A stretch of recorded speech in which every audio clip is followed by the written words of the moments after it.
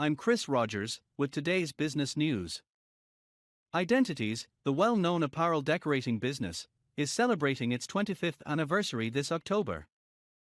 There were concerns that the owner, Terry Wiesick, might close up shop after this milestone, but if this week's output is any indication, this industry powerhouse will be going strong for quite some time. Here's what I mean.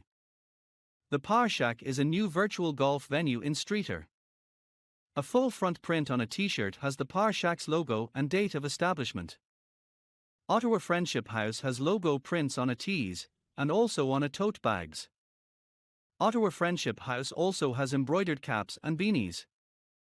A pullover has the Shoreline Boat Club's logo over the heart, as well as a name on the right side. A t-shirt was embroidered for Salle County Maintenance. DJ's Carpet has an embroidered jacket, and Aqualicious has a polo with its logo embroidered on the right side. A pullover jacket has a large M embroidered over the left chest, for Marquette Academy.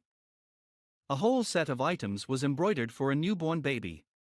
Shown here are a blanket, a beanie, a t-shirt, and a onesie. A Marquette Academy crest was embroidered on a polo and also on a dress shirt.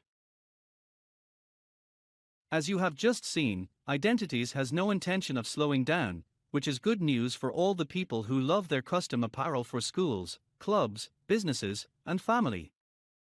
That's it for the business report. I'm Chris Rogers. Wishing you good business and a good night.